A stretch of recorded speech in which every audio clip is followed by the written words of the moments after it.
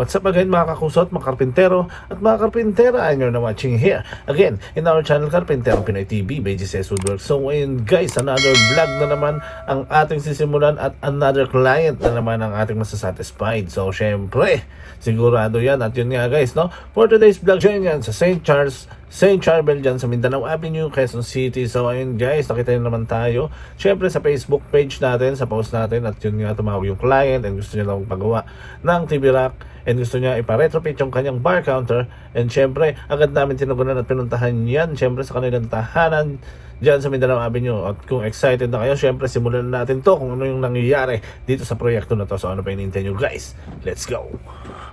At ayun na nga guys, agad namin binisita ang ating kliyente sa kanyang tahanan. At ito na nga guys, ang papagawa niya lang naman is modern na TV rack at ang kanyang retrofit ng kanyang bar counter. So gusto niya naman ang lagyan ng cabinet yung kanyang bar counter with fluted panel. So medyo mayroon to kasi naka-curve pero walang wala yan. Syempre kayang-kaya ng ating mga kapinterong Pinoy yan. So ano pa hinihintay nyo guys, ito na yung gagawin natin.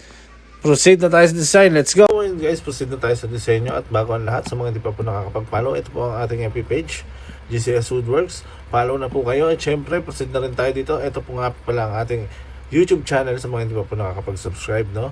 Subscribe na po tayo guys, no? So ayun guys, proceed na tayo sa design. So ayun guys, no? So modern TV rack na naman ang gagawin natin. At ito gusto niya yung may fluted panel and may wall backing, then may ilaw dyan.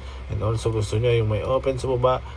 And also, apat na pintuan. So, ayun guys, ito naman yung bar na i-retrofit natin. So, yung counter niya kasi ganito lang itsura niya. Pero, naka-curve yung kanyang countertop. Pero yung cabinet niya is hindi siya naka-curve. So, gusto niya pa-extend ng naka-curve. And gusto niya lagyan ng cabinet sa ilalim and also lagyan ng fluted panel. So, ayun guys, no?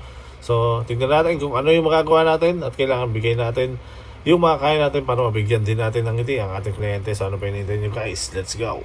At ayun na nga agad namin sinimula na makbakan at ito na nga yung kanyang TV console and yung backing. Syempre doon na natin gagawin yung iba dyan. And syempre yung counter cabinet nya is ginawa na rin natin at ito na siya. So ayun guys, as you can see may dalawang pinto siya. So ang gagawin na lang natin dyan is yung curve doon sa kanyang counter. At ito na nga, nag-proceed na nga tayo at nilaminate na natin ang ating mga cabinet. So ito guys, yung sa kanyang TV rack. And syempre, susunod dyan is yung sa ating counter cabinet. So mamaya makita nyo kung ano yung magiging itsura nyan after natin i-install. So ayun guys, binalutan na natin yan at i-ready na natin para sa ating delivery. So ayun guys, no? At ito na nga guys, kakarga na natin yan sa ating kasangga na si Hammer. At ito ang mga karpinterong Pinoy natin at handa na sa magiging bakbakan at i-install na natin yan doon kung saan nakalagay yung mga cabinet nila is ikakabit na natin mismo. Syempre sa kanilang tahanan na matatagpuan sa St. Charbel, dyan yan sa Mindanao Avenue, Quezon City matatagpuan. So ayun guys, no? So as you can see, medyo malaki yung kanyang TV console. Siyempre may backing yan, may fluted panel yan, may pailaw pa yan. At mamaya makikita nyo kung ano yung kalalabasan yan. At syempre kung excited na kayo, syempre mas excited na kami. So sabay-sabay natin panoorin. Let's go!